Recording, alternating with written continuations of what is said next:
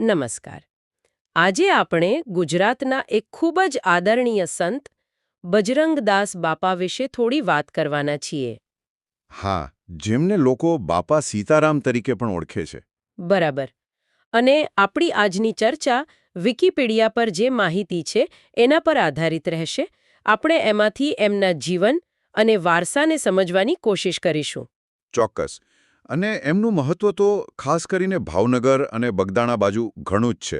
આ બંને નામ બજરંગદાસ બાપા અને બાપા સીતારામ ખૂબ પ્રચલિત છે. હા, તો ચાલો શરૂ કરીએ. વિકિપીડિયા કહે છે કે એમનો જન્મ 1906માં થયેલો. ભાવનગર પાસે અધેવાડા ગામ છે, ત્યાંના ઝાંઝરિયા હનુમાન મંદિરમાં. હમ એમનું બાળપણનું નામ ભક્તિરામ હતું. જન્મ તારીખ ચોક્કસ નથી મળી. પિતા હરિદાસ બાપુ અને માતા શિવકુંવરબા. અને પરિવાર મૂળ રાજસ્થાનનો, રામાનંદી સાધુ પરંપરાનો. હા, વૈષ્ણવ સંપ્રદાયની એક શાખા. પછી તેઓ ભાવનગર જિલ્લામાં સ્થાયી થયેલા. અને માત્ર 11 વર્ષની ઉંમરે એવું કહેવાય છે કે તેઓ અયોધ્યા ગયા. હા, અને ત્યાં એમના ગુરુ સીતારામ બાપુને મળ્યા, એમના શિષ્ય બન્યા. બરાબર. અને જો આ ગુરુ શિષ્ય પરંપરાનું મહત્વ, ખાસ કરીને આ રામાનંદી સાધુઓમાં એ ઘણું ઊંડું હોય છે. ગુરુ જ બધું. એટલે જ એમનું નામ બાપા સીતારામ પડ્યું એમને. હા, બરાબર. બાપા એટલે પોતે અને સીતારામ એમના ગુરુ. આ નામ જ ગુરુ પ્રત્યેનું એમનું સમર્પણ દેખાડે છે. હવે વાત કરી એમના પરચાની, એટલે કે ચમત્કારોની. વિકિપીડિયામાં એનો ઉલ્લેખ છે. હા, છે. એક પ્રસંગ મુંબઈનો છે. ત્યાં દરિયા કિનારે પીવાના પાણીની અછત હતી. તો બાપાએ શું કર્યું કે સાધુઓ માટે રેતીમાં ખાલી હાથે જ ખાડો ખોદ્યો. હા, જેને ડાર કહેવાય. હા, ડાર. અને એમાંથી મીઠું પાણી કાઢ્યું. આ તો ખરેખર અચરજ પમાડેવી વાત છે. ખરેખર. અને વિચારો, તે સમયમાં પાણી જેવી મૂળભૂત જરૂરિયાત માટે આવો કોઈ પ્રસંગ બને તો લોકોની શ્રદ્ધા કેટલી દૃઢ થતી હશે. વિકિપીડિયા આ પ્રસંગ વર્ણવે છે, પણ એની સત્યતા પર કોઈ મત નથી આપતું. બરાબર.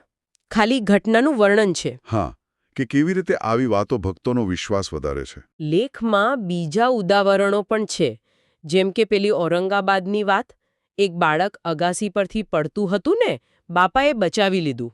હા. અને પેલી જંગલવાળી વાત પણ છે. સિંહોનું ટોળું રસ્તામાં મળ્યું તો ખાલી સીતારામ મંત્ર બોલીને એમને શાંતિથી જવા દીધા. જો, આનાથી એક વાત સ્પષ્ટ થાય છે.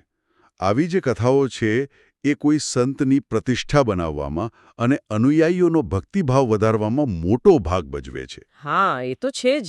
ધાર્મિક પરંપરાઓમાં આ કથાઓ પેઢી દર પેઢી ચાલતી આવે છે. આપણે અહીં એ નથી કહેતા કે આવું થયું જ હશે, પણ વિકિપીડિયાના આધારે સમજીએ છીએ કે આ કથાઓનું સાંસ્કૃતિક મહત્વ શું છે. સાચી વાત. પછી એમના જીવનમાં યાત્રા અને સેવાનું પણ મોટું મહત્વ હતું.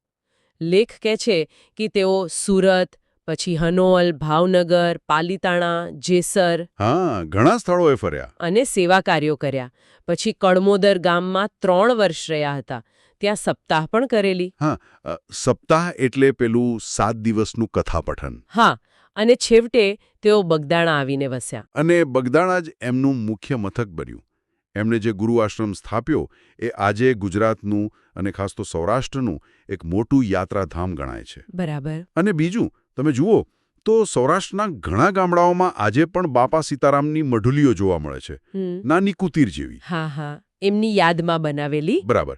આ બતાવે છે કે એમનો પ્રભાવ કેટલો વ્યાપક હતો અને લોકોમાં એમના માટે કેટલો આદર છે. તો આ બધી વાત પરથી વિકિપીડિયાના આધારે આપણે શું કહી શકીએ? બજરંગદાસ બાપા ગુજરાતના એક ખૂબ જ પૂજનીય સંત હતા. હા. જેઓ મુખ્યત્વે એમની સેવા અને લોકોમાં પ્રચલિત એમના પરચા એટલે કે ચમત્કારો માટે જાણીતા છે. બિલકુલ. અને બગદાણાનો આશ્રમ અને સૌરાષ્ટ્રમાં એમના પ્રત્યેનો જે આદર છે એ જ સાબિત કરે છે કે એમનો પ્રભાવ આજે પણ એવો ને એવો જ છે. એમની સાદગી અને સેવાનો સંદેશ એ જ એમનો સાચો વારસો છે. અને જતા જતા શ્રોતાઓ માટે એક નાનો વિચાર. વિકિપીડિયામાં એવો ઉલ્લેખ છે કે એમનો જન્મ ઝાંઝરિયા હનુમાન મંદિરમાં થયો હતો. તો શું એમના જન્મસ્થળ, જે હનુમાનજીનું મંદિર છે, અને એમનું નામ બજરંગદાસ, જેનો અર્થ થાય બજરંગબલીના દાસ, આ બંને વચ્ચે કોઈ ઊંડો સંબંધ હોઈ શકે?